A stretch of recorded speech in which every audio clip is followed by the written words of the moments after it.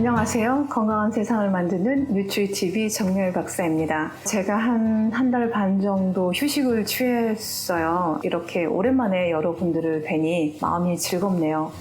제가 휴식을 취한 만큼 앞으로 더 좋은 정보로 여러분들을 찾아뵙도록 하겠습니다. 오늘의 주제는 간헐적 단식 오래 하면 오히려 더 살찌는 이유에 대해서 알아보도록 하겠습니다. 간헐적 단식의 대표적인 알려진 효과는 인슐린 저항성이 이제 개선된다는 것이죠. 이 간헐적 단식이 이제 각광받게 된 시작은 새끼를 먹으면서 저칼로리 다이어트 하는 것, 그것의 문제점을 보완하기 위한 방법으로 이제 나온 거죠.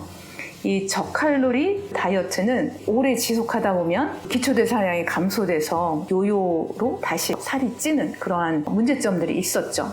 근데 이 간헐적 단식은 먹을 때 확실하게 먹고 굶을 때 확실하게 절식해서 먹는 방식인데, 그 새끼 저칼로리 다이어트에 비해서 인슐린 저항성이 더 완화되고 그로 인해서 체중 감량과 혈당 조절 효과가 좋다고 알려져서 이제 많은 분들이 실천하고 계시죠. 그런데 간헐적 단식의 알려진 효과에 대한 과학적인 근거, 그것이 동물이 되었든 사람 대상의 연구든 다 이 단기 실험에 근거를 두고 있다는 거예요. 그런데 오늘날 우리가 겪는 건강 문제들, 그게 비만이든 혈당 조절 문제든 심혈관 문제든 그런 것들은 오랜 기간 누적돼서 생긴 장기적인 건강 문제라는 거죠. 그래서 그런 것들 해결하는 방식도 한 달, 두 달 적용해서 효과가 난다고 해서 실질적으로 효과가 있다고 보기는 어렵죠. 안타깝게도 이 간헐적 단식의 효과에 대한 장기적 효과를 본 연구 논문은 거의 없다는 것이 현실이에요.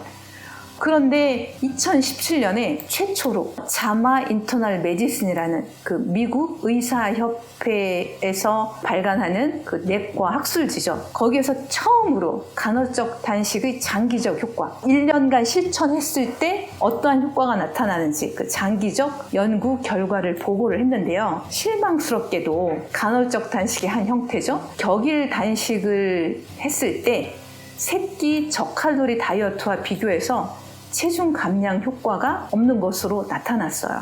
더 이제 좀 실망스러운 거는 격일 단식한 그룹은 실천 지속성이 새끼 저칼로리 다이어트한 그룹에 비해서 더 떨어졌어요. 중간 탈락자들이 더 많았다는 거죠. 이 의미는 간헐적 단식을 오래 지속하기에 많은 어려움이 있다는 것을 의미를 하죠. 그럼 이제 현실로 돌아오면 어떨까요?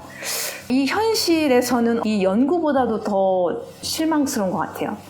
올해 1년 정도 했을 경우에 어떤 문제가 나타나는지 한번 보면, 이 사례자는 예전에 케톤의 역설이라고 하는 제 영상에서 제가 인용한 키토카페 회원이신데요. 꽃보다 그녀님이세요. 케톤의 역설에서 제가 사례를 인용하면서 이분과 대화할 기회가 있었는데요. 이분의 사례를 소개하면 저탄고지 1년차예요. 이분이 이제 저탄고지 하면서 카니보도 하고 7일 단식도 하고 간헐적 단식 등 다양한 것을 이제 병행을 하셨죠. 처음 시작 체중은 53kg.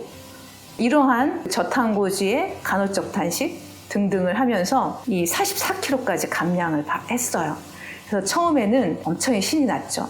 또 열감도 있었고 추위도 잘 안 탔고, 이분이 특이한 거가 채소 섭취가 이제 없었네요. 그런데 어느 순간부터 식욕이 통제 불가할 정도로 걷잡을 수 없이 먹혀 빠른 속도로 다시 원상 복귀했어요. 53kg로. 더불어 추위도 다시 타게 됐고 기력도 얻게 됐고, 이제 고민을 하시던 차에 이제 모발 검사를 하시게 됐죠. 간헐적 단식 후에 다시 살이 찌는 이유, 그 근본적인 이유는 이제 대사 속도가 느려지기 때문인데요. 이분도 모발 검사를 해보니까 대사 속도가 상당히 느리게 나타났어요.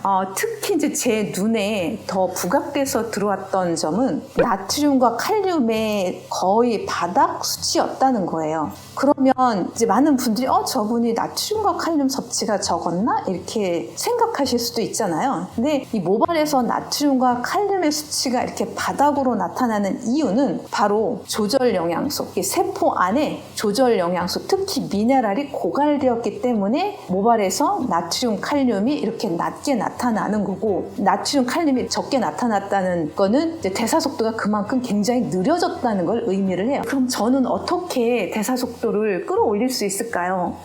이 대사 속도를 저도 빠르게 해서 살이 잘 빠지는 체질로 되고 싶어요. 이래요. 나트륨 칼륨을 모발 검사했을 때 이렇게 높이 나와야 돼요. 그럼 어떻게 하면 그거를 끌어올릴 수 있을까요? 조절 영양소, 미네랄 이런 걸 다시 채워줘야 돼요. 라고 말씀을 드려요. 대사라고 하는 것은 칼로리 영양소, 조절 영양소, 산소, 3박자가 같이 모여있을 때 칼로리 영양소가 연소가 돼요. 대사가 일어나는 거죠. 그래서 그 결과 우리는 에너지와 열을 갖고 내 몸을 따뜻하게 유지하고 또 일상생활을 유지할 수가 있는 거죠. 그런데 현대인들은 칼로리 영양소 부족하는 경우는 별로 없어요. 이거는 쉽게 언제 어디서는 우리가 얻을 수가 있는데 이 조절 영양소는 현대인들의 라이프 스타일상 현대의 그 화학농법으로 생산되는 채소 이런 것들이 조절 영양소를 계속 부족하게끔 몰고 가요. 그래서 현대인들은 이미 이 미네랄이 많이 고갈되어 있는데 간헐적 단식으로 더 고갈되고 그 결과 대사가 느려지고 또 그 결과 수족냉증, 무기력해지고 살이 잘 안 빠지는 체질이 되는 것이죠. 조절 영양소 부족, 말씀드린 것처럼 대사를 느리게 하고요. 산화 스트레스를 야기하고 염증을 불러일으키고 면역 기능을 저하시키고 세포에 인슐린 신호가 전달되는 과정에 다양한 조절 영양소가 필요한데 그 결과 인슐린 민감도가 떨어져요. 이러한 다양한 기전으로 조절 영양소 부족은 인슐린 저항성의 원인이 돼요. 많은 분들이 탄수화물 섭취 제한은 하고 있잖아요. 근데 더불어 조절 영양소를 보충을 해줘야지만 인슐린 저항성에서 더 쉽게 빠져나올 수가 있어요. 이 문헌 조사를 해보면 조절 영양소의 부족은 인슐린 저항성의 원인이 된다고 했는데 예를 보면 크롬 부족, 인슐린 저항성의 강력한 위험 요소예요. 마그네슘, 아연, 셀레늄, 바나듐, 바이타민 A, 망간, B군, 비타민 C, 비타민 D, 비타민 E, 베타캐로틴, 파이토케미칼, 각종 황산화제. 이게 끝도 없이 조절 영양소가 리스트업이 돼요. 이제 제가 이런 이유로 조절 영양소 공급하기 위해서 채소를 드세요. 그러면 영양제로 채우면 안 될까요? 이렇게 또 답하시는 분들이 계세요.